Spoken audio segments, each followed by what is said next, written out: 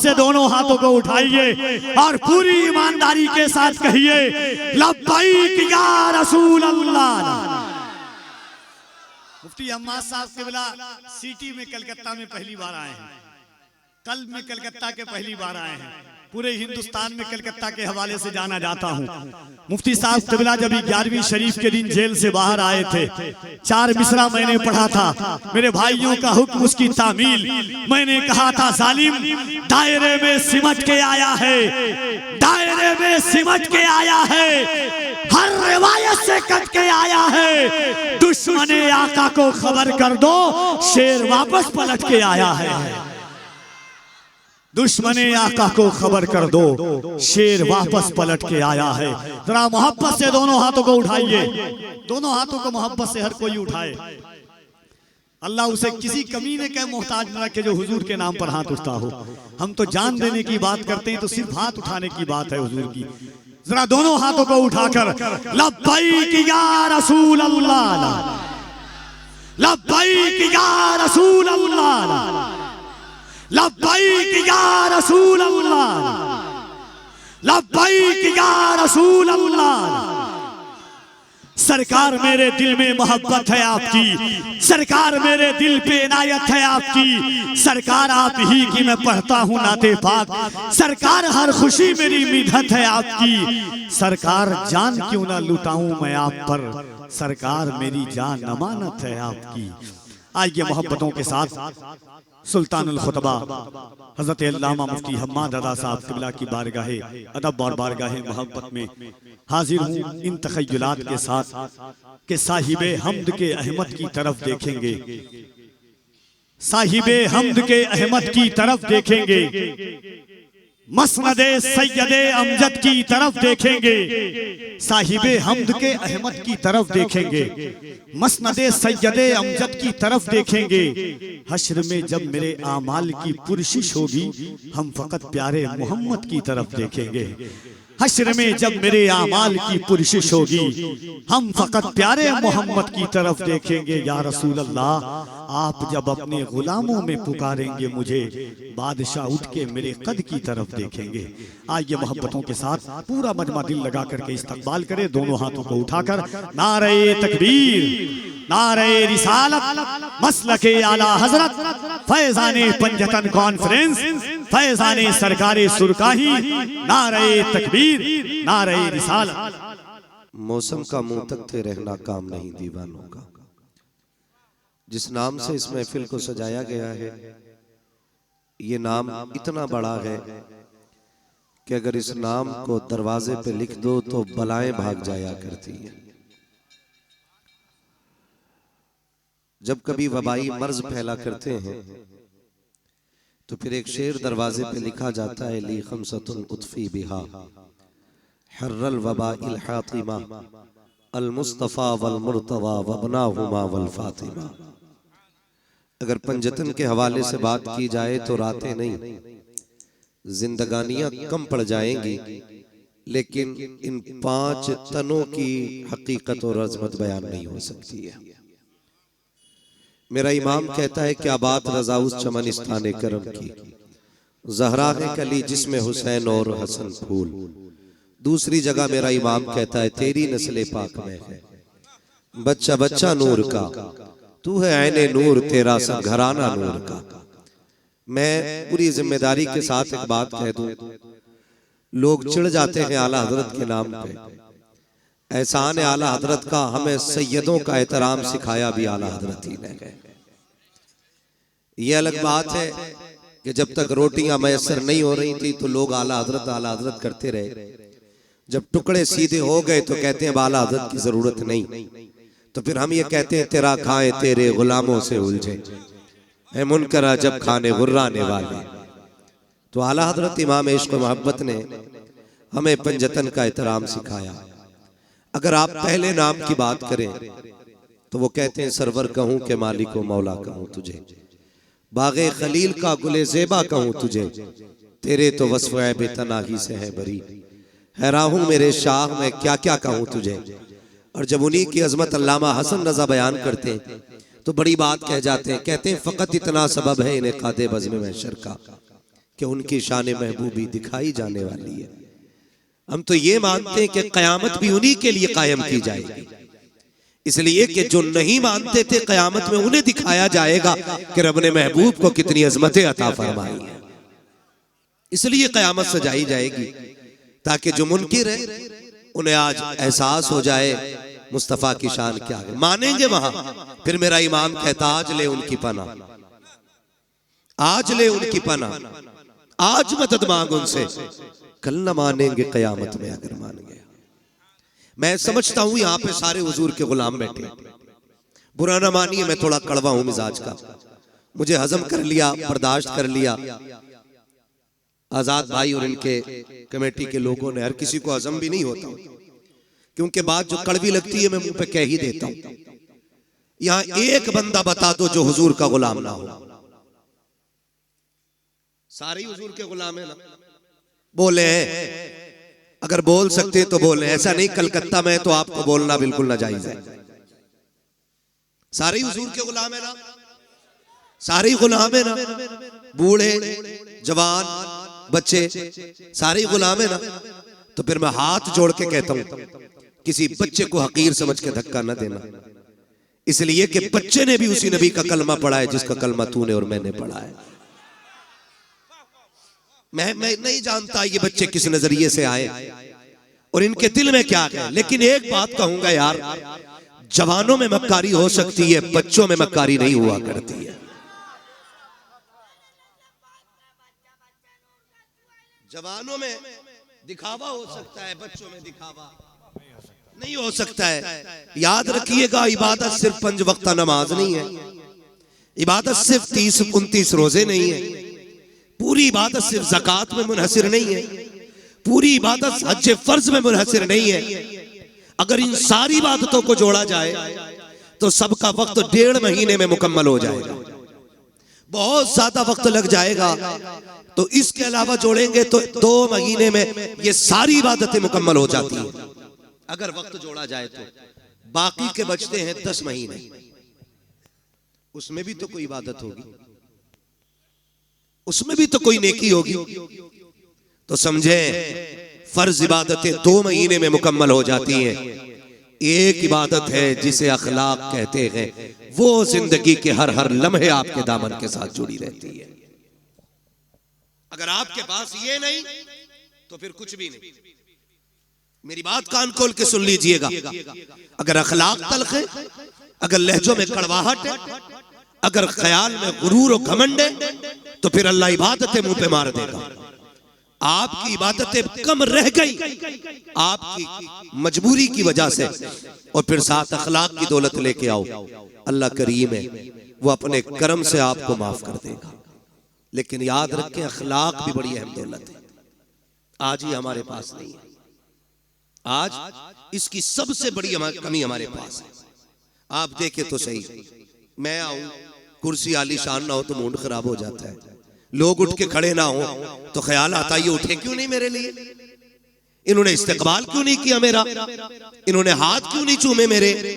फरमाया गया हुजूर की महफिल हो ना तो फिर गद्दी तलाश न कर, जगह जूतियों में मिल जा तो बैठ जा, इसलिए कि इस जमीन पे ताज वाले भी पगड़ियां उतार के आया करते हैं। ये इन महफिलों की अजमतें होती हैं, ये इन महफिलों की बरकतें होती हैं। लेकिन कड़वे इतने कि हम किसी को हजम करने तैयार नहीं, सख्त इतने कि किसी से नर्म लहजे से बात करने के लिए तैयार नहीं। ओ भाई, जिसे कोई मुंह ना लगाया करे उसे तुम मुंह लगा लिया करो।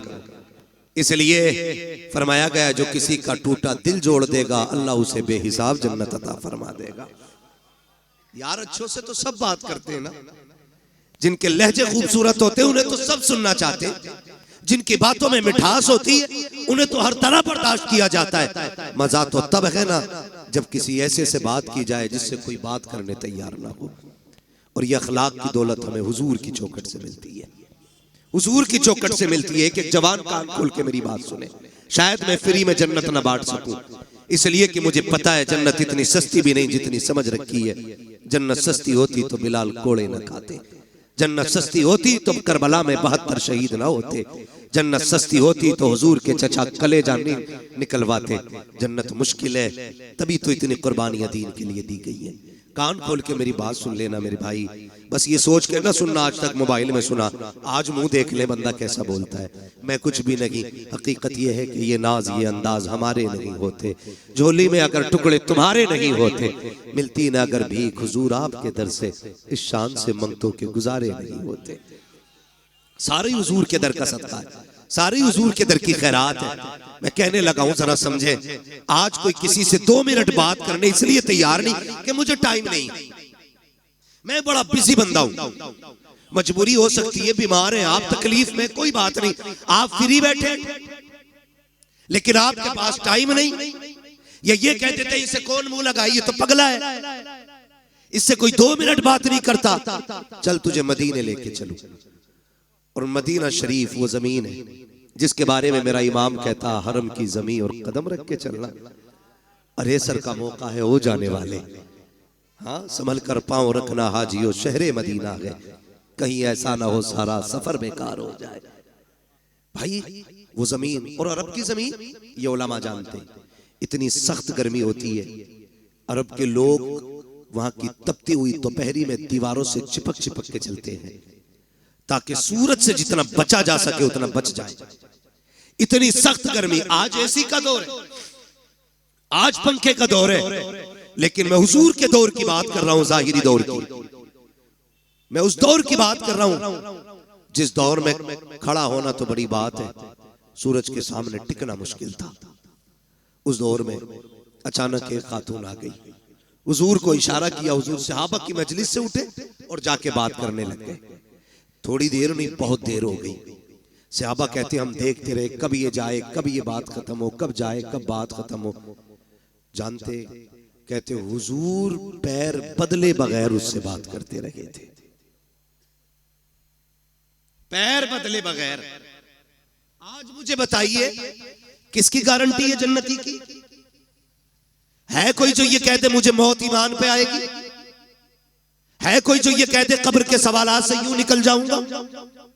किसी के पास गारंटी है कि पुलसराज से यूं उड़ जाएंगे हम? पता है कि मीजान पे अमल रखे जाएंगे तो नेकी भारी होगी कि गुनाह? कुछ नहीं पता ना, तो फिर अकड़ किस बात की है, फिर घमंड किस बात का है? आज अपनों को वक्त देने का टाइम नहीं हमारे पास, 3 मिनट अपनों की बात नहीं सुन सकते।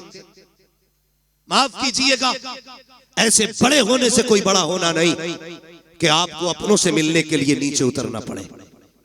आप हमेशा इतने छोटे रहिए कि जब कभी अपनों से मिलना पड़ा करे तो कदम नीचे न लाना पड़ा करे। ये याद रखिएगा, वरना ये तकलीफें आज मुआशरे को खाती जा रही है। इन चीजों ने आज मुआशरे को तबाह कर रखा है। मुझे बताया जाए, अल्लाह ने 5 भाई बनाए तो 5 बराबर तो नहीं होते ना। कोई 50,000 कमाता है, कोई 1 लाख कमाता है, कोई किस्मत से 5 लाख कमा रहा है, कोई मुकद्दर से 10 कमा रहा है, कोई 50 लाख कमा रहा है। लेकिन एक ऐसा है जो सिर्फ ठेला लगाता है। भाई वो भी नहीं कही, वो भी ठेला लगा रहा है। मुझे बताओ, एक बाप के 5 बेटे, एक 50 लाख कमा रहा है, एक ठेला लगा रहा है, बताओ कसूर किसका है? कोई कह सकता है कि ये जो ठेला लगा रहा है इसने कोई गुनाह किया था जिसकी वजह से इसको ठेला दिया गया? या जो एक साइन से 50 लाख कमा रहा है इसने कोई ऐसी नेकी की थी कि इसके एक साइन से 50 लाख पैदा होते चले जा रहे हैं? ऐसा तो नहीं होगा ना। जब सारे ही अल्लाह के बंदे हैं तो फिर ये फर्क किस लिए? तो फरमाया गया, याद रखना, खुदा किसी से लेके आजमाता है और खुदा किसी को दे के आजमाता है। किसी से लेके आजमाया जाता है, किसी को बोले, किसी को दे के आजमाया जाता है। तेरी मेरी खुराक कितनी? 1 रोटी, 2 रोटी, 3 रोटी, 5 रोटी, 10, बस। अगर बंदा कमा रहा है 50 रोटियों का तो फिर सोचना तो बनता है ना कि मेरी खुराक तो 10 रोटी थी, अल्लाह ने 50 का पैसा क्यों दिया? अगर ये ख्याल आए फिर मुड़ के रिश्तेदारों को देखो, फिर मुड़ के खानदान को देखो, फिर पड़ोस को देखो, फिर लोगों की जरूरतों को समझो।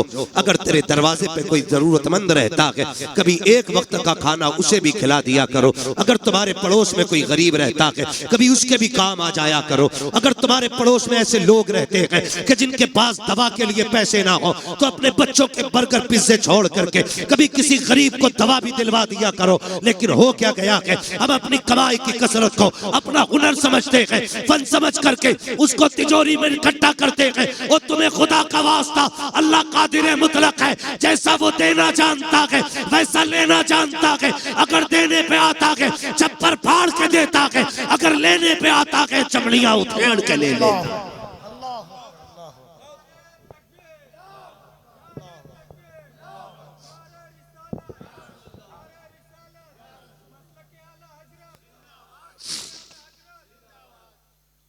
ये सबसे ज्यादा जरूरी है कि हम अपने पड़ोसी के दर्द को समझें, हम अपने जरूरतमंद भाई को देखें। कसम खुदा की ये बहुत बड़ी नेकी थी, लेकिन नहीं जी, आज तो बोटी अपने घर खाता है और खिलाल पड़ोसी के सामने जाके करता है। क्यों? कि आज पाए तोड़ के आ रहा हूं, आज पाए तोड़े, आज मैंने चिकन खाया, आज मैंने मटन खाया। इस्लाम क्या कहता है? मेरे नबी ने फरमाया तुम्हें इजाजत नहीं है कि तुमने अगर हड्डी वाला गोश्त खाया हो तो अपने दस्तरखान की हड्डी अपने दरवाजे पे डालो। कहीं ऐसा ना हो तुम्हारे पड़ोस में कोई गरीब रहता हो और उसके बच्चों की निगाह हड्डियों पे पड़ गई और उनका दिल अगर कह गया काश हम भी गोश्त खाते, और बच्चों के बाप की हैसियत नहीं हुई गोश्त खिलाने की, तो फरमाया गरीब का दिल टूट जाता। हमारा इस्लाम तो पड़ोसियों के सामने हड्डी डालने की इजाजत नहीं देता। हम तो खिलाल इसलिए करते हैं ताकि मेरे चर्चे होने चाहिए, इसके दस्तरखान का आला खाना होता है, इसके बच्चे अच्छे से अच्छे खाया करते हैं। और तुम्हें खुदा का वास्ता हुजूर के दिए हुए दीन को समझने की कोशिश करें, पहचाने हमारा तरीका क्या होना चाहिए। आज हालात ये है कि नामवरी के लिए हम करोड़ों रुपए बेटों की शादियों में तो उड़ा दिया करते हैं, लेकिन जरूरतमंद लोग जाकर के हॉस्पिटल में देखो 2-2 रुपए की दवा के लिए तरसते रहते हैं। काश उन्हें वक्त पे पैसा मिल जाता, शायद किसी को हार्ट की गोली मिल जाती, किसी का ब्रेन हेमरेज होने से बच जाता, किसी की किडनी बच जाती। लेकिन करे क्या, हमें सिर्फ अपना नजर आया, इसलिए कौम का बेड़ा गर्क होता जा रहा है। और हमने सारी जन्नत सिर्फ मस्जिदों में जाके ढूंढी है। और तुम्हें खुदा का वास्ता मस्जिदों में भी जाया करो, लेकिन कभी कभी हॉस्पिटल चले जाया करो। हो सकता है तेरे 100 रुपए से किसी गरीब की जान बच जाए। खुदा की कसम, अगर ऐसा हो गया काबे वाला भी राजी हो जाएगा, मदीने वाला भी। नारे तकबीर, नारे रिसालत, फैज़ाने पंजतन कॉन्फ्रेंस। सुभान अल्लाह। ये एक रस्म चल रही है, और अगर पहली बात तो करते ही नहीं, और करते भी हैं तो जलील करते हैं, जलील करते हैं, जलील। मैं 2-3 फोन मोहम्मद अली भाई आए कि आपको बुलाना चाह रहे हैं। क्यों? कहा हम इज्तिमाई शादी करेंगे इस बार। इज्तिमाई शादियां करें, अच्छी बात है, लेकिन कुछ अगले ही दिन ना, जिस दिन इज्तिमाई शादी थी, फोन पे अब तो सारी खबरें चलती, फोटो आ गया अखबार, 20 बच्चियां दुल्हन बनी, उन 20 बच्चियों के फोटो थे। मैं पूछना चाहता हूं, ये जो इज्तिमाई निकाह की लोग रस्में करते हैं ना, रस्में क्यों? ताकि किसी गरीब का भला हो जाए, यही तो नियत होती है ना। बोले हैं और होनी भी चाहिए, लेकिन आप फोटो देखो ना, कसम खुदा की एक बच्ची का मुंह पर नहीं था उठा। आप हमें बताएं, कभी किसी गरीब को जलील करने से पहले हमें यह ख्याल क्यों नहीं आता कि इसी लाइन में कल मेरी बेटी भी तो हो सकती है। आज जो ये गरीब लड़के दूल्हा बने हैं, इसमें मेरा बेटा भी तो हो सकता है। क्यों नहीं सोचते हम? अल्लाह के लिए बईद नहीं। समझे जरा, सोचे, अल्लाह कादिर मुतलक है। अगर किसी की बात ना गवार गुजर जाए ना, तो जब वो जमीन में घुसेड़ता है ना, तो कोई बचाने वाला नसीब नहीं होता है। हुए नाम वर्बे निशा कैसे कैसे, जमीन खा गई आसमां कैसे कैसे। आज अखलाक नहीं हमारे पास। पहली बात तो मदद करने तैयार नहीं, और करते भी हैं तो जलील करते हैं हम। जलील करते हैं हम। आ रहा है रमजान शरीफ का महीना, बटेंगे इफ्तारियां अमीरों की चौखट पे, लगेगी लाइन गरीबों की गुर्बत का बनेगा तमाशा। बच्चियों को 2-2 घंटे धूप में बैठाया जाएगा, बेवाएं आके सुबह से लाइन में लग जाएंगी। सेठ साहब सहरी खा के जब सोएंगे ना तो 12 बजे से पहले उठेंगे नहीं वो। उस लाइन में कितनी गरीब बच्चियां बैठे बैठे थक गई, इस अमीर ज़ादे हरामखोर को क्या पता है। मत बांट ऐसी इफ्तारी, नहीं चाहिए तेरे घर का ऐसा राशन जो किसी गरीब की गुर्बत का तमाशा बनाए। बटेंगे कपड़े गरीबों को। कोई कहेगा सेठ साहब की तरफ से इफ्तारी का पैकेज है, कोई कहेगा फला अमीर की तरफ से इफ्तारी का इंतजाम है, कोई कहेगा फला की तरफ से ये सहरी का इंतजाम है। तुझे क्या पता है, तुम जानते हो, हमने देखा है जब किसी गरीब को इफ्तारी का सामान दिया जाता है या सहरी के पैकेज दिए जाते हैं, उन माओं के साथ छोटे बच्चे भी आया करते हैं, उन माओं के साथ ना समझ बच्चे भी आते हैं, लेकिन इतना तो वो भी समझते हैं कि हमें गैरत आ रही है। एक तस्वीर, एक वीडियो देखी, कसम खुदा की पैर के नीचे की जमीन निकल गई। कफील भाई, अल्लाह किसी को इतना अमीर ना करे कि जब वो गरीब की गुर्बत का तमाशा बनाए। तो बच्चे भूखे खड़े थे, किसी ने देने के लिए कुछ उनकी तरफ हाथ बढ़ाया, जब बच्चों ने लेने के लिए हाथ आगे किया, एक बच्ची की निगाह कैमरे पे पड़ गई। बहन भाई खड़े थे, जैसी कैमरे को देखा बहन ने उस तोहफे से हाथ पीछे कर लिए। छोटे छोटे बच्चे थे, मुंह मोड़ के चले गए। मैं सोचने लग गया, या अल्लाह, इन बच्चों को भी गैरत आती है, लेकिन इन बेगैरतों को गैरत क्यों नहीं आई। जब बच्ची के सामने कैमरा आया, उसने मुंह फेर लिया और उसने ये सोचा होगा हम फाके तो रह सकते हैं लेकिन इज्जत का सौदा नहीं करेंगे। खुदा के वास्ते किसी की इज्जत को पमाल ना करना। अगर देना है रात के अंधेरे में देना, अल्लाह तेरी कब्र के अंधेरे को उजाले में बदल डाले। अरे बहुत अच्छा मुफ्ती साहब, वाह वाह वाह वाह वाह वाह वाह। नारे तकबीर, नारे रिसालत, फैज़ाने पंजतन कॉन्फ्रेंस। सलामत रहो आप लोग। मैं एक बात कहना चाहता हूं, हम नेकी करते तो तमाशा बनाते। चलो फैजान पंजतन कॉन्फ्रेंस है। इमाम हसन रज़ी अल्लाह ताला अन्हु को जब गुस्ल दिया गया, आपकी जब कमीज उतारी गई तो आपकी कमर पे, पुष्ट पे, ये पीठ पे, मतलब पीठ पे आपकी ना काले निशान थे, काले धब्बे। लोग बातें करने लग गए, ये तो बड़े शहजादे, ये तो नूर वाले लोग हैं, कमर पे काले धब्बे क्यों। जब ये बातें हुई ना तो आपके गुलाम थे, कहने लगे वादा किया था आका ने कि किसी से बताना मत, लेकिन आज इज्जत की बात आ गई तो बोलना पड़ रहा है। कहा तुम बताओ, कहा इल्जाम न देना, गलत न सोचना, ये कोई ऐब के धब्बे नहीं, ये वो धब्बे जब सारी दुनिया सो जाती थी तो इमाम हसन नाज की बोरी कमर पे रख के यतीमों के दरवाजे पे पहुंचाने के लिए जाया करते थे। और आपके विसाल के बाद ये राज खुला कि 100 बेवाओं का चूल्हा इमाम हसन के दरवाजे से चला करता था। 100 यतीमों का चूल्हा इमाम हसन की चौखट से चलता था। एक दिन ना आपके शहजादे ने कहा अब्बा ये बोरी मैं पहुंचा दूं। फरमाने लगे ना बेटे, ये किसी का राज है, राज रहने दे। उन्होंने अपने बच्चों से भी राज नहीं खोले। आज हम तमाशे बना देते हैं, तमाशे बना देते हैं, जलील करते हैं। पैगंबर का अखलाक देखे, हुजूर के इस अखलाक ने पूरी दुनिया में इनकलाब पैदा किया। आज भी कसम खा के कहता हूं, मैं खुल के कहता हूं, हमारी नमाजें देख के कोई मुसलमान नहीं होगा, हमारे हज देख के मुसलमान नहीं होंगे लोग, हमारी ज़कात देख के मुसलमान नहीं होंगे। अगर अखलाक हुजूर वाले हो जाएं तो आज भी लोग कलमा पढ़ना शुरू कर देंगे। आज भी अखलाक की जरूरत है, अच्छे अखलाक की, जो हमारे बीच नहीं है। ये मत समझना मैं नमाज को हल्का कर रहा हूं, मैं नमाज ये कहना चाह रहा हूं नमाज पढ़ो ना पढ़ो, नहीं, नमाज दीन का सतून है। ये कर्ज है, ये तो पढ़नी पढ़नी है, ये तो हर हाल में अदा करनी है, ये तो पढ़ के ही मरना है, मगर साथ जो करना है ना वो ये भी रखना है। अखलाक बड़ी चीज है।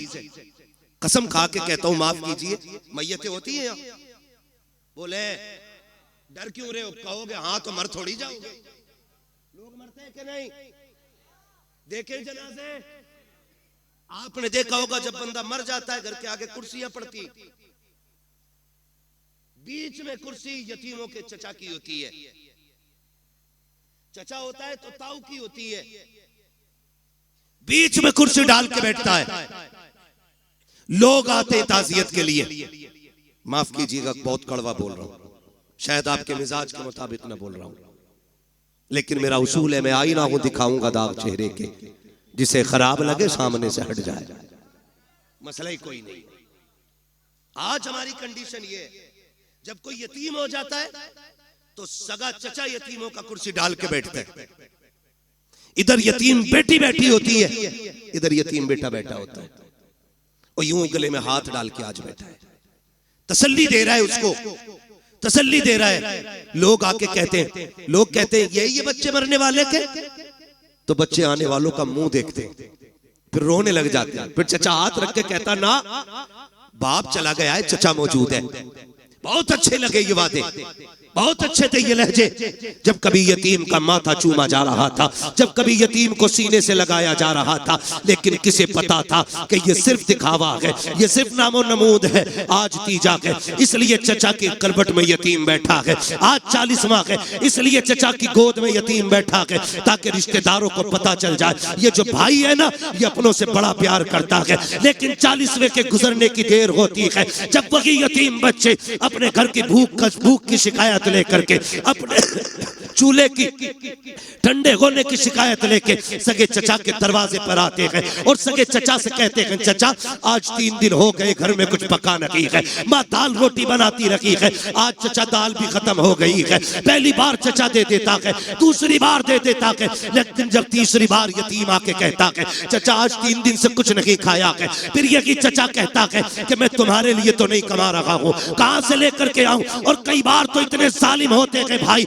जो सगे भतीजों से कहते हैं तुम्हारा बाप मर गया, तुम्हें हमारे ऊपर छोड़ के चला गया है, खुदा के वास्ते कभी यतीमों को ताने ना देना, अगर देने हो तो कभी गले से ना लगाना, इसलिए कि हम जानते हैं यतीम गैरत वाले होते हैं। ये जो तुम्हारे दरवाजे पे आते हैं इसलिए नहीं आए कि इन्हें बेगैरती लेकर के आई है, ये तो इसलिए चले आए तूने उस दिन सर पे हाथ रख के कहा था भतीजे कभी जरूरत पड़ जाए तो दरवाजे पे आना, कभी कमी महसूस हो बाप की तो मुझे आवाज दे लेना। आज धक्के ना दे, या तो कल सीने से ना लगाता, या आज धक्के ना दे, तुझे क्या पता यतीमी का दर्द क्या होता है, तू क्या जाने बाप की जुदाई का दाग क्या होता है। उनसे पूछो जिन्होंने बाप को कब्रिस्तान पहुंचा दिया है। खुदा की कसम जब ईद आती है जमाना हंसता है, यतीम रोया करते हैं, जब बकरीद आती है जमाना मुस्कुराता है, यतीम रोया करते हैं। खुदा की कसम सेगरा बंधना बड़ी बात है, अगर बाप ना हो जमाना मुस्कुराता है, यतीम रोया करते हैं। तुम्हें क्या पता यतीमी दाग क्या है,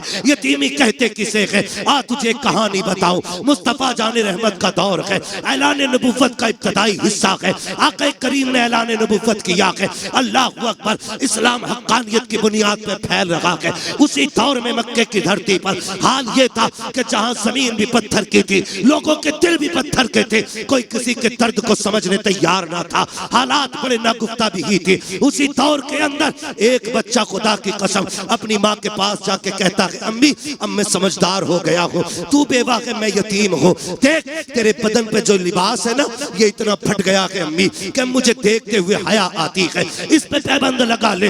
माँ ने कहा था बेटे जब से तेरा बाप गया है मुश्किल से खाना मिलता है, दोपहर खा लिया तो शाम नहीं, शाम खा लिया तो दोपहर नहीं, बेटे पैबंद का कपड़ा कहाँ से लाऊं। जब बच्चे ने इतना सुना कहता अम्मी इजाजत दे तो मैं चचा के दरवाजे पे न चला जाऊं। उसने कहा बेटे ये मक्का है, यहाँ किसी को किसी के दर्द से मतलब नहीं है, ना जा, वहां से रोने के सिवा कुछ नहीं मिलेगा, दर्द मिलेगा और कुछ नहीं मिलेगा। बच्चा ने कहा माँ हो तो सकता है कि कभी मुझे देख के उसके सीने में भाई की मोहब्बत जाग जाए, ये भी तो हो सकता है मेरे चेहरे को देखे तो मेरे बाप की याद आ जाए। अम्मी इजाजत दे। माँ ने ना चाह चाहते हुए भी बच्चे के इसरार पे बच्चे के सर पे हाथ रखा। बेटे अगर तू कोशिश करना चाहता है तो जा जाके कर ले। जब बच्चा चचा के दरवाजे पे आया, दरवाजे पे दस्तक दी, अंदर से चचा निकला, देखा भतीजा खड़ा है। कहा कैसे आए हो? उसने हाथ जोड़ के कहा देख आज तक वाकई में कट गई, हमने कभी रोटी नहीं मांगी, हमने पूरी जिंदगी काट दी, आज तक तुझसे सवाल नहीं किया। चचा एक मोहताजी ले आई है, मजबूरी में आना पड़ा है। कहा कौन सी मजबूरी? कहा मेरी माँ ने जो कपड़े पहन रखे हैं वो इतने फट चुके हैं कि बदन जगह जगह से दिख रहा है, इसलिए आया हूँ एक चादर दे दे ताकि माँ का बदन छुप जाए। जैसी इतनी बात बच्चे ने कही है, चचा ने धक्का दिया। कहा तेरा बाप मेरे ऊपर बोझ बना के गया था, नहीं है तुम्हारे लिए एक फूटी कौड़ी भी। बच्चे ने बदन झाड़ते हुए कहा सच कहा था मेरी माँ ने, यहाँ कोई किसी का दर्द सुनने वाला नहीं है। जब बच्चा रोता हुआ चला, रास्ते में हुजूर के सहाबी से मुलाकात हो गई, हाथ पकड़ा, कहने लगे बच्चे बात क्या है? उसने कहा मैं दर्द का मारा हूँ, मेरा दर्द मेरे सीने में रहने दे। कहा नहीं बता तो सही, शायद मैं तेरे काम आ सकूं। जब बच्चे ने इतनी बात सुनी है, कहता क्या करोगे? लोग रो के सुनते हैं, हंस के उड़ा देते हैं। उसने कहा बता तो सही बात क्या है, रोया क्यों है? हो सकता है तेरे मर्ज का इलाज मेरे पास हो। बच्चे ने सारी बात बताई। कहा माँ के बदन के कपड़े फट गए, सगे चचा से चादर लेने गया था, उसने धक्का दे के भगा दिया। जब इतना सहाबी रसूल ने सुना के मुस्कुराने लग जाते हैं। उसने कहा यार मैंने पहले कहा था, लोग दुख सुन के हंसा करते हैं, वाकई तूने वैसा किया है। सहाबी ने कहा था नादान, मैं तेरे दुख सुन के नहीं मुस्कुरा रहा हूँ। कहा फिर? कहा मुझे तेरे दुखों का इलाज मिल गया है इसलिए मुस्कुरा रहा हूँ। कहा कहना क्या चाहते हो? कहा तुझे जो चाहिए, एक चौखट ऐसी है जहाँ से कभी किसी को खाली नहीं लौटाया जाता है, अगर जाना है उस चौखट पे चला जा। बच्चे ने कहा चौखट किसकी है? कहा उसे मोहम्मदुर रसूलुल्लाह कहा जाता है। कहा किस महल में रहता है? कहा महल तो नहीं, चला जा खुदा के हरम में बैठा होगा, जा जाके उससे मांग लेना। बच्चा माँ का फरमाबरदार था, उसने कहा ऐसे नहीं जाऊंगा, पहले माँ से इजाजत लूंगा। अब बच्चा घर आया है, कभी रो रहा है कभी मुस्कुरा रहा है। माँ ने हाथ पकड़ के कहा था ओ बेटे बात क्या है, चादर नहीं लाया और रो क्यों रहा है, हंस क्यों रहा है? बच्चे ने कहा था माँ जब चचा का सितम देखता हो तो रोना आता है, लेकिन एक सखी की खबर सुनता हो तो मुस्कुराना आ जाता है। कहा बेटे कहना क्या चाहते हो? कहा एक सखी का पता मिला है, सुना के वहां से कोई खाली नहीं जाता है, अगर माँ इजाजत दे तो उससे चादर मांग लाऊं। माँ ने कहा बेटे क्या नाम है उसका? कहा उसे मोहम्मद इब्ने अब्दुल्ला कहा जाता है। माँ ने कहा ना बेटे उसकी चौखट पे न जाना, सुना के जो उससे बात कर लेता है उसी का हो जाता है, सुना के जो उसे देख लेता है उसी के गीत गाने शुरू कर देता है, और सुना ये भी है कि जो उसके पास जाता है वो उसे कलमा पढ़ा के छोड़ता है। जब बच्चे ने इतना सुना, कहा था अम्मी तेरे सर की कसम खा के कहता हूँ इजाजत दे, मैं तेरा लाल हूँ, मैं कलमा नहीं पढ़ूंगा, अगर चादर ऐसे ही देंगे तो ले आऊंगा, लेकिन चादर के बदले में कलमा नहीं पढ़ूंगा। माँ ने कहा ठीक है फिर चला जा, लेकिन कलमा नहीं पढ़ना है। बच्चा आया दौड़ करके, मुस्तफा हरम में बैठे हैं, उसने आके कहा था या मोहम्मद इब्ने अब्दुल्ला। जैसी बच्चे ने इतनी आवाज दी है, नबी के तेवर नहीं बदले हैं, नबी के चेहरे पे शिकन नहीं आई थी, ये नहीं सोचा था इस बच्चे ने नाम कैसे लिया। नबुव्वत वाली आंखें फिरी, मुस्कुरा के बच्चे को देखा। आका कहते क्या बात है बेटा? उसने कहा जरा इधर तो आइए, अल्लाह अकबर, बच्चा बुला रहा है। नबियों का इमाम अपनी जगह से उठा और यतीम के करीब चला के आके करीब गए हैं। उसने कहा ठहर जाइए, पहले मेरी कुछ शर्तें हैं वो मान लीजिए। आका कहते हैं बात क्या है बेटे? कहा कि मुझे मजबूरी लेके आई है, मेरी माँ के बदन के कपड़े फट गए हैं, एक चादर की जरूरत ले आई है। उसने कहा था सुना कि जब तुम किसी की मदद करते हो तो पहले कलमा पढ़ाते हो, सुनो मैं माँ की कसम खा के आया हूँ, मुझे तुम्हारा कलमा नहीं पढ़ना है। इतना बच्चे ने कहा, मेरा नबी मुस्कुराया, कहते बेटे वो तेरी मर्जी है, तुझे जो चाहे फैसला करना, जरूरत तो बता दे। उसने कहा मुझे एक चादर चाहिए ताकि मेरी माँ का बदन छुप जाए। इतना सुना, आका करीम ने मुजम्मिल वाली चादर कंधे से उतारी, यतीम की गोद में रख दी, फरमाया बेटे कुछ और चाहिए? कहा बस मेरा काम हो गया है। जैसी बच्चे ने चादर को लिया है, सीने से लगाया है, जैसी चादर सीने से लगी है, इश्क मुस्तफा का सीने में उतरना शुरू हो जाता है। अब बच्चा कभी घर को सोचता है, कभी उनके चेहरे को देखता है, कभी घर की तरफ सोचता है, कभी चेहरे को सोचता है। अल्लाह अकबर, बच्चे ने चेहरा फेंका, फेरा घर की तरफ दौड़ लगा दी। जैसी दरवाजे पे गया, माँ इंतजार में खड़ी थी। उसने कहा बेटे ले आया चादर? कहा हाँ। कहा बेटे पहले बता तूने तूने कलमा तो नहीं पढ़ा उनका? बच्चा कहता है माँ तेरे सर की कसम, कौन कहता है कि वो जबरदस्ती कलमा पढ़ाते हैं? मैंने जाके उनसे ये कहा था मुझे तुम्हारा कलमा नहीं पढ़ना है। उन्होंने कहा वो तेरी मर्जी है, जरूरत बता। तो अगर मैंने चादर का नाम लिया, उन्होंने अपने कंधे की उतार के दे दी। जब इतना सुना के माँ चादर को पकड़ के रोकने लग गई। उसने कहा पगले सिर्फ चादर लेके आया है, उस नबी का दीन क्यों नहीं लेके आया?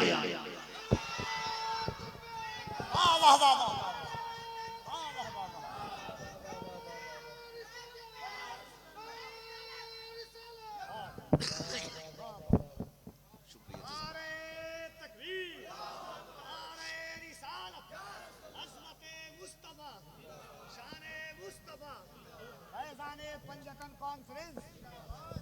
उस्मान ने कहा था पगले खाली चादर लेके आया, उस नबी का दीन क्यों नहीं लेके आया?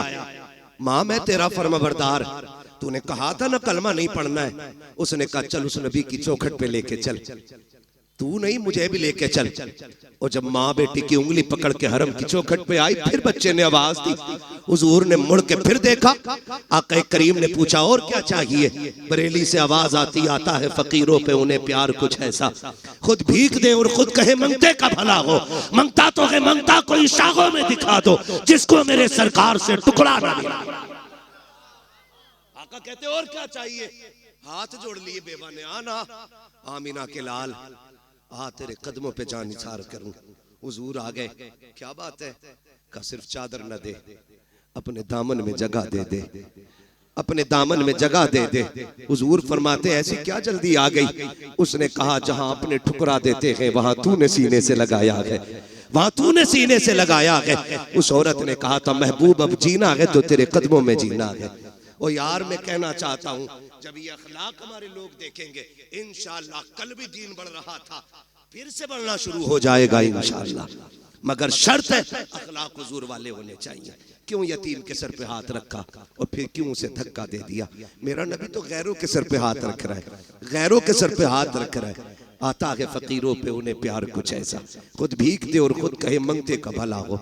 अभी सुना नहीं, शेर के अंदाज में कहा था, बताया था कि हुजूर ईद के दिन भी यतीम को सीने से लगाते हैं, ईद के दिन भी सीने से लगाते हैं। हाथ जोड़ के पूछना चाहता हूँ अमीरों शहजादों पैसे वालों, अल्लाह तुम्हें अमीर रखे, तुम्हारी दौलत से कोई दुश्मनी नहीं, मगर सच बता मेरा बेटा ईद के दिन, तेरा बेटा ईद के दिन 10,000 के कपड़े पहने और उसी दिन कलमा पढ़ने वाले का बच्चा ईद के रास्ते में चने बेचे, तो क्या तुझे हुजूर का दीन याद नहीं आता?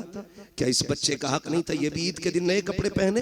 क्या इस बच्चे को यह हक नहीं कि ये भी ईद के दिन 2 रकात के लिए ईदगाह में जाए?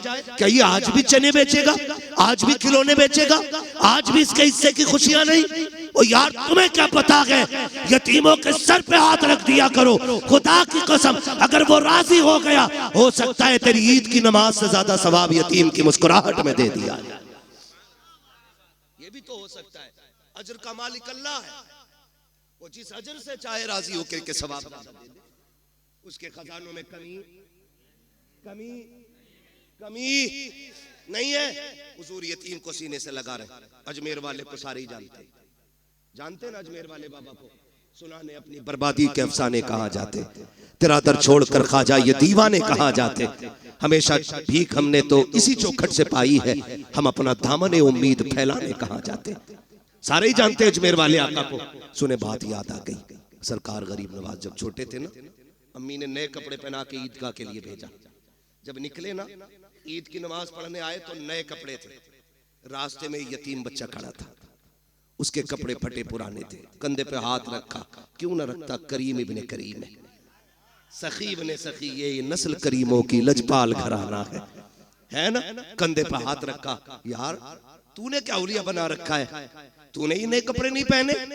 बच्चा रो के कहता मेरा कोई भी नहीं है, मेरा कोई भी नहीं है, कौन नए कपड़े पहना था? न माँ है न बाप है, मैं लावारिस हूँ। कंधे पे हाथ रखा का फरमाने लगे हम हैं ना, फिर लावारिस कैसा है? कहा आप ईद पढ़ने जा रहे हैं, इतनी जल्दी क्या करेंगे? फरमाने लगे ठीक है एक काम कर, 2 तेरे कपड़े पुराने हैं, 2 मेरे कपड़े नए हैं, ऐसा कर अपनी कमीज मुझे दे दे, मेरी कमीज तू ले ले, एक तेरा नया हो जाएगा, एक मेरा नया हो जाएगा, एक तेरा पुराना हो जाएगा, एक बोले बोल सकते हैं? एक तेरा पुराना हो जाएगा, एक मेरा पुराना हो जाएगा। कपड़े बदल लिए, घर आए, माँ ने बेटे का हाल देखा। मोइन जी अम्मी का दो नए पहन के गया था, एक पुराना किधर से पहन के आया? अम्मी एक गरीब खड़ा था, उस पे कपड़े नहीं थे, उसकी कमीज मैंने ले ली और अपनी कमीज उसे दे दी थी। तब माँ ने कहा था मेरे लाल तू बड़ा गरीब नवाज है। आज तक दुनिया गरीब नवाज कह रही है, आज तक दुनिया गरीब नवाज कह रही है। हाथ जोड़ के कहना चाहता हूं खुदारा, अपनों के दर्द बांटो। आज दर्द बिखरे पड़े हैं, जलसों की कमी नहीं है, महफिलों की कमी नहीं है, खतीबों की शोरा की कमी नहीं है। मेरे जैसे कितने निकम्मे फिर रहे हैं। आज कमी है तो अहले दिल की कमी है, आज कमी है तो दर्द समझने वालों की कमी है। हाँ, अगर किसी का दर्द देख के तेरी आंख में आंसू ना आए तो फिर जाके रात को लेट के सोच, लुक़्मे हराम के है, ये तरबियत अच्छी नहीं हुई है। खुदारा रवैये अच्छे करें, हम तो अपनों के ना हो सके, गैरों से क्या उम्मीद, गैरों को क्या उम्मीद हमसे होगी। दर्द बांटने के आदी बने, एक दूसरे को प्यार बांटे, एक दूसरे को मोहब्बतें बांटे। आप देखें तो सही, आप जिंदगी के हालात देखें और बख्शिश देखें, नवाजिशें देखें, आप कैसे कैसे नवाजा जाता है।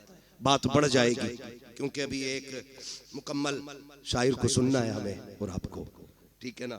बात 3 बजने को आ गए हैं, ठीक है। किसी को कहीं जाना है, किसी को कहीं जाना है, लेकिन जाने से पहले एक दुआ के उजाले अपनी यादों के हमारे साथ रहने दो, न जाने किस गली में जिंदगी की शाम हो जाए। जाना नहीं है तुम्हें, तवज्जो है सारे लोगों की। करूं बात आगे, दर्द बांटा करो, एक दूसरे की जरूरत समझा करो, एक दूसरे की जरूरत समझा करो। अभी पढ़ दो,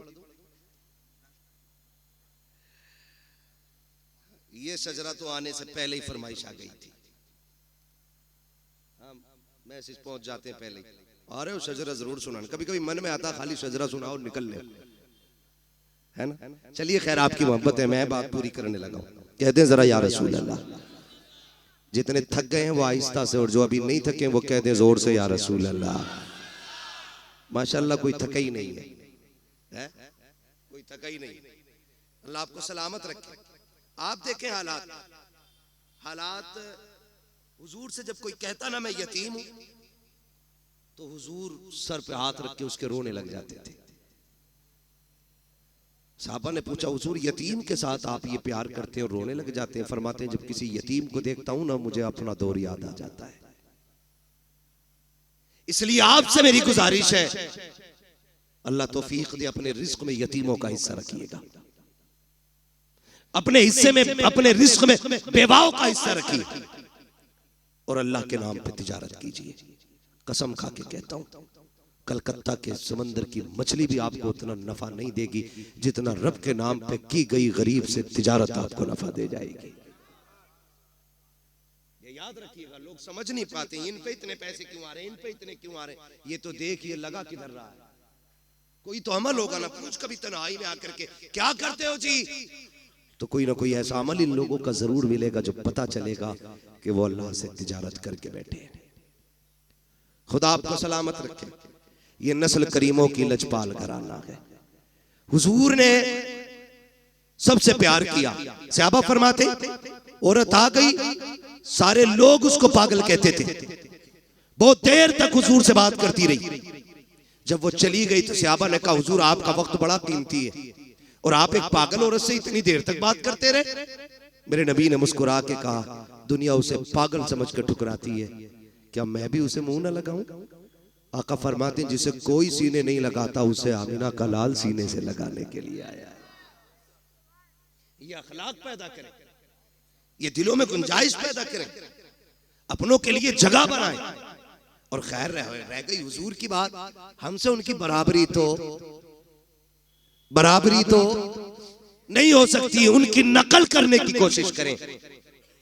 अगर नकल भी मकबूल हो गई तो इंशाअल्लाह बख्शिश की जमानत हो जाएगी, बख्शिश की जमानत हो जाएगी। ये कोशिश कीजिएगा, वरना उनकी सखावत हातिम ताई का पोता, हातिम ताई का पोता इमाम हसन से मुलाकात हो गई।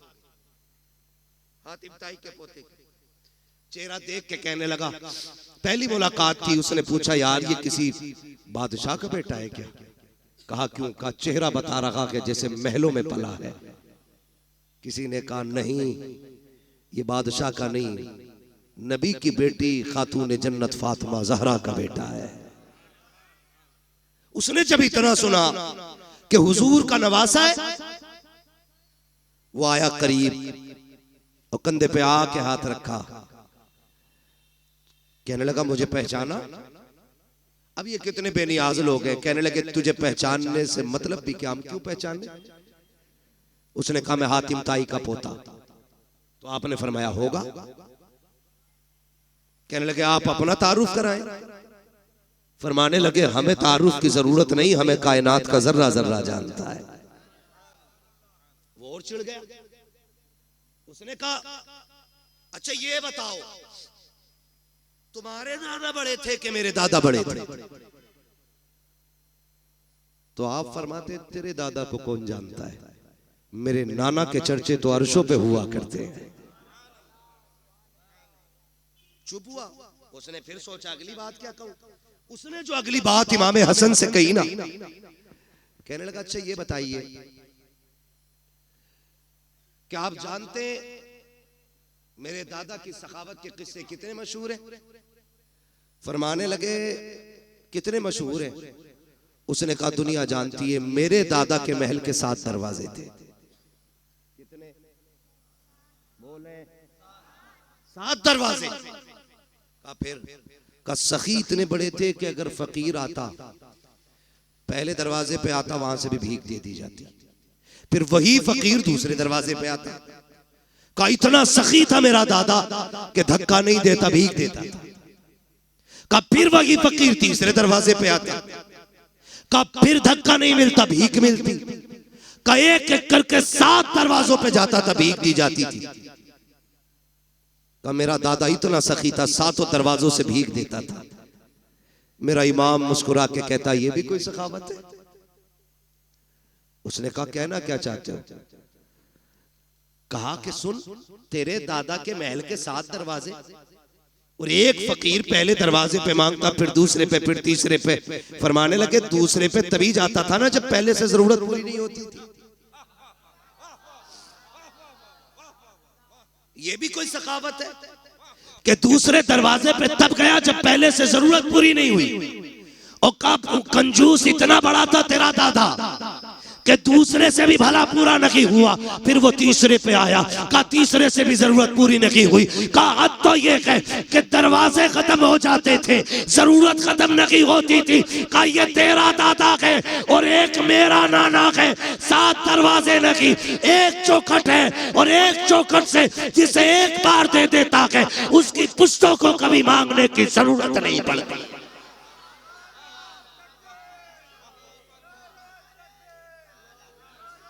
नारे तकबीर, नारे रिसालत, फैज़ाने पंजतन कॉन्फ्रेंस। सुभान अल्लाह, क्या बात है मुफ्ती साहब।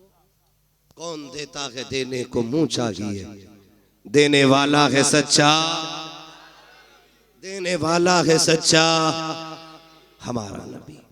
आखिरी बात अर्ज कर दो, तवज्जो है। अल्लाह से हुजूर का सदका मांगे। फक्र फाका भूख तंगदस्ती कभी आ जाए तो हराम की तरफ हाथ नहीं बढ़ाएंगे इंशाअल्लाह।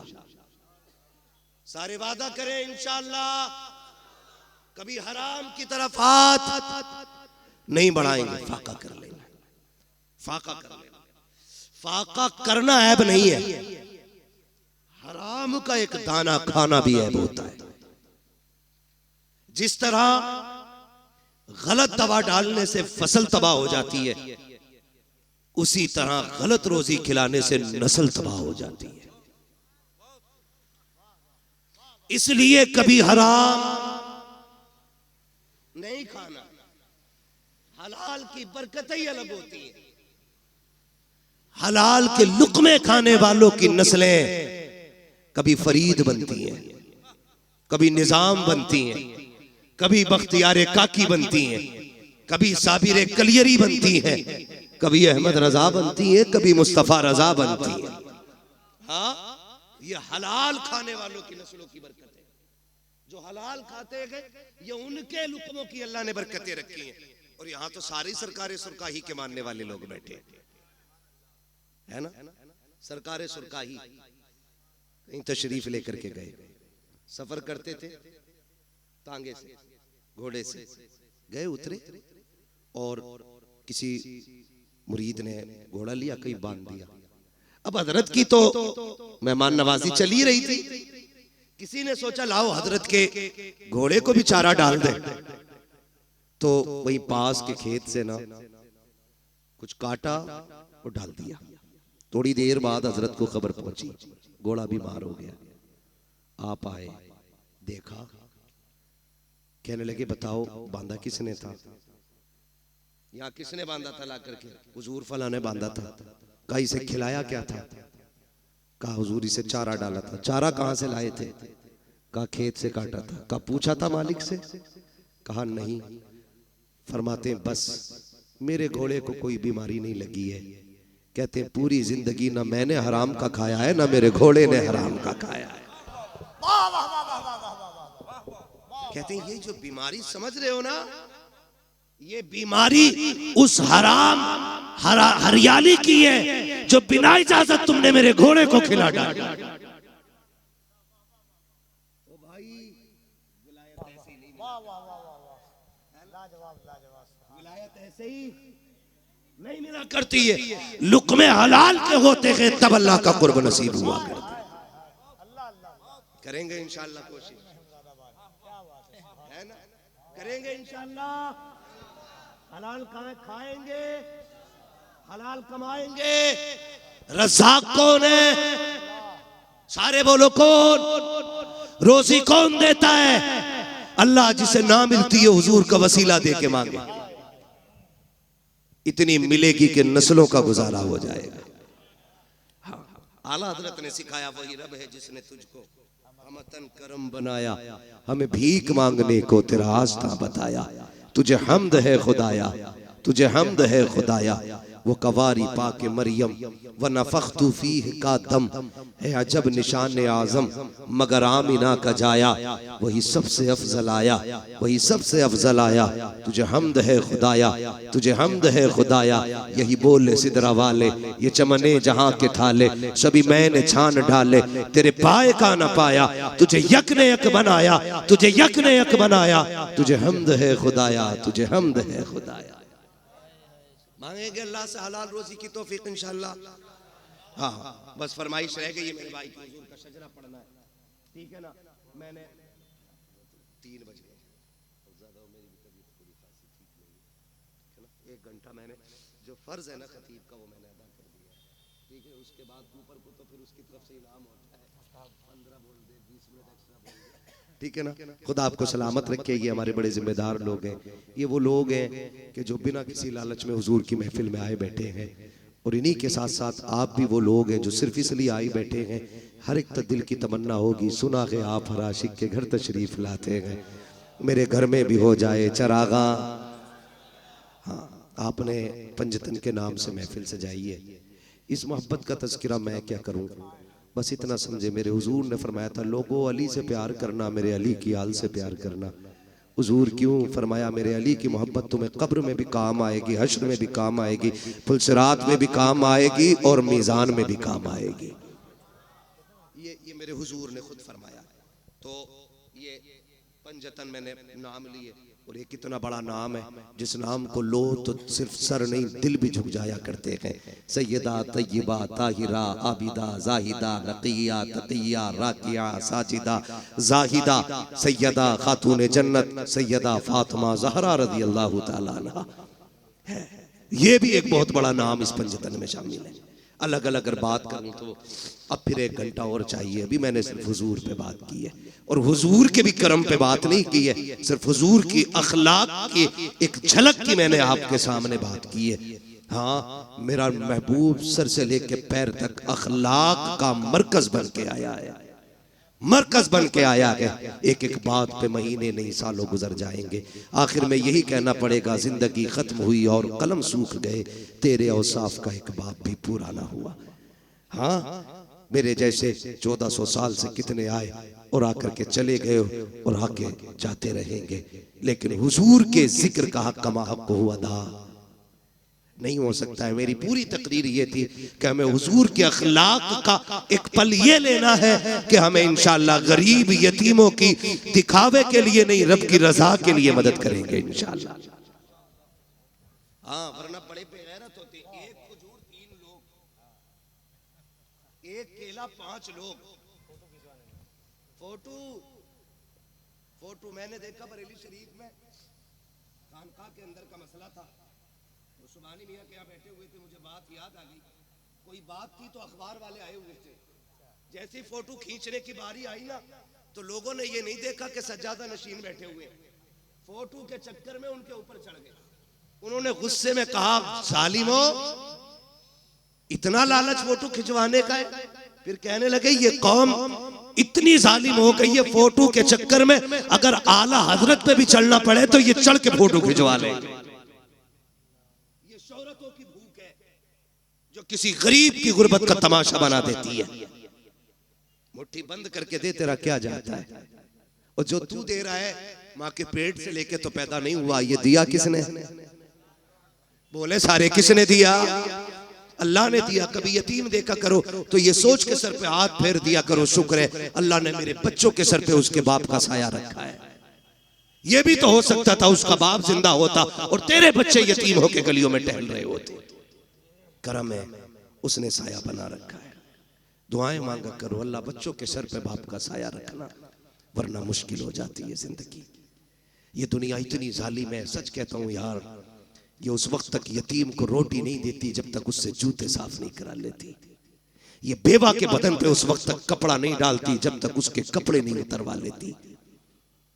कितने बाजार पे जिस्म इसलिए बिक गए कि घर में रोटी नहीं थी, और हम ज़कात के लिए बिरादरी ढूंढते रह गए, पेशावर लोग तलाश करते रह गए। जरूरी नहीं है जो हाथ नहीं फैला रहा है वो जरूरतमंद नहीं।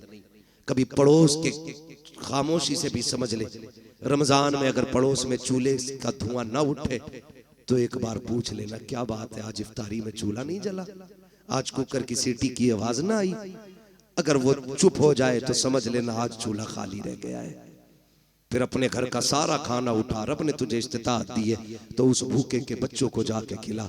कसम खुदा की हम खाएंगे गंदगी बन के निकल जाएगा, यतीम गरीब खाएंगे हल्का लुकमा हलक से उतरेगा, दुआ बन के अल्लाह के अर्श से जाके टकरा जाएगा। ये कोशिश करनी है इंशाअल्लाह। ये आज मेरी पूरी तकरीर का इतना निचोड़ है, जितना मैंने कह दिया आपसे करेंगे इंशाअल्लाह।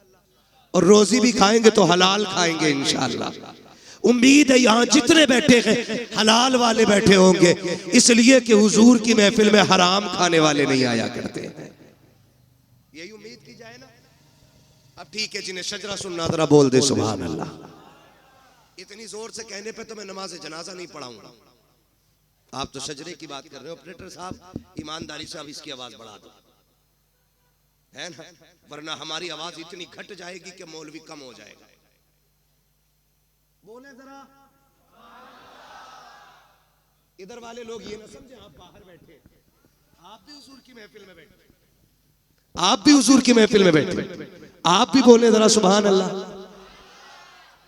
पता लगना चाहिए ना सारे हुजूर के गुलाम बैठे, है ना।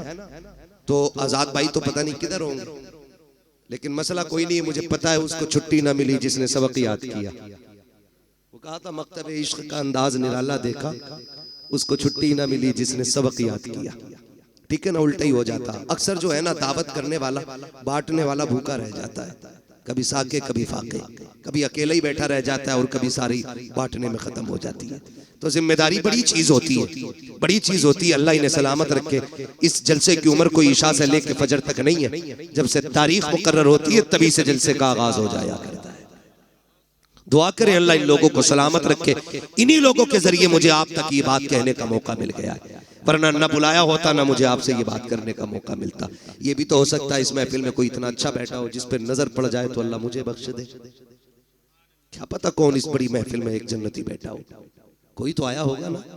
जहां 40 होते वहां एक वली होता है, तो यहां तो 40 नहीं, कई 40 बैठे। अगर मैं कहूं कैयक 40 में बैठे तब भी कोई गलत नहीं है, क्योंकि हम तो सुन्नी लोग हैं। हमारा उम्र 40वां है तो फिर महफिल में 40वां क्यों नहीं होगा, है ना? नहीं मत बुलाओ बेचारों को, काम में लगा रहने दो, बस मुझे शजरा पढ़ना। अब जरा बोल दे सुभान अल्लाह। भाई मोहम्मद अली फैजी साहब पढ़ेंगे, ये याद रखिएगा।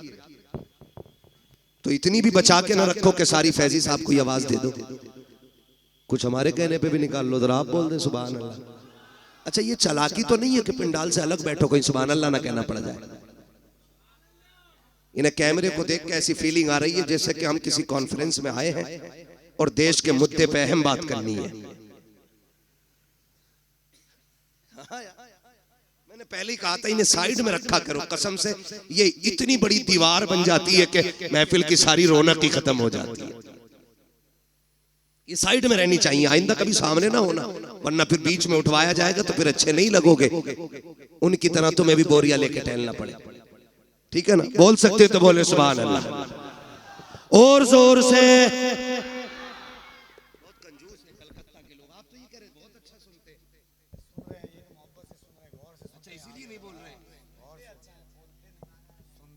बोले जरा सुभान अल्लाह। अच्छा सुनने का मतलब ये कि सुने पे अमल किया जाए। मैं बोलने कह रहा हूं तो ये चुप रह रहे हैं, इसका मतलब सुन ही नहीं रहे।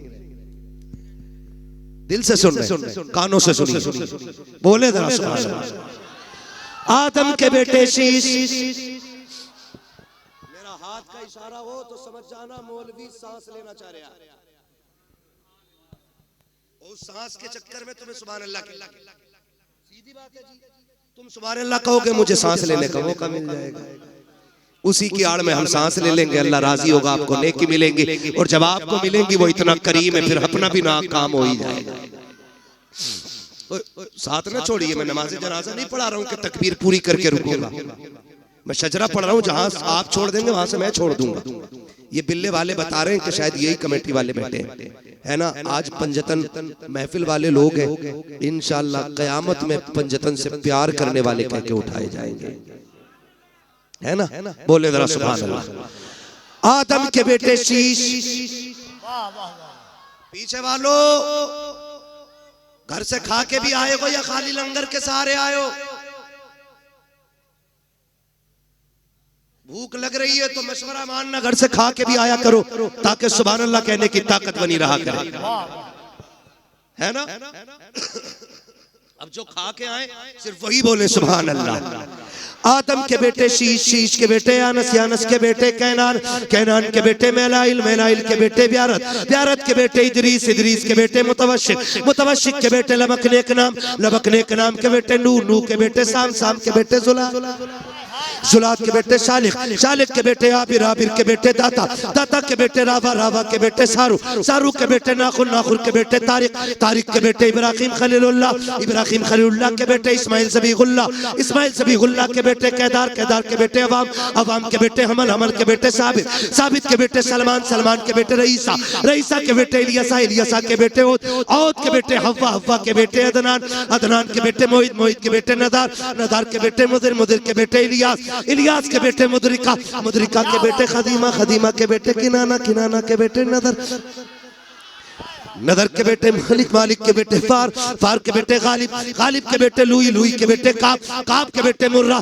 मुर्रा के बेटे किलाब, किलाब के बेटे कुसई, कुसई के बेटे अब्दे मनाफ, अब्दे मनाफ के बेटे हाशिम है, हाशिम के बेटे अब्दुल मुत्तलिब है, अब्दुल मुत्तलिब के बेटे अब्दुल्लाह है, अब्दुल्लाह के बेटे मुहम्मदुर रसूलुल्लाह।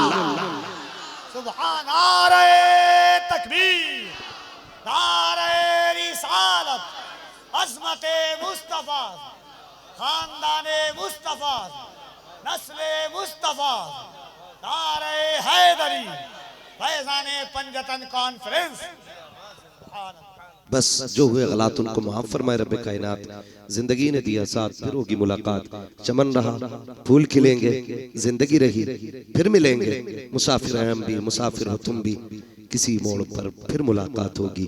फकीरान आए सदा कर चले, सदा खुश रहो ये दुआ कर चले। सारे लोग कलमा शरीफ पढ़ लीजिए, ला इलाहा इल्लल्लाह मुहम्मद रब्बी मिन कुल्ली ज़ंबिन व अतूबु इलैहि व मा अलैना इल्लल बलाग। अस्सलामु अलैकुम व रहमतुल्लाहि व बरकातुहू।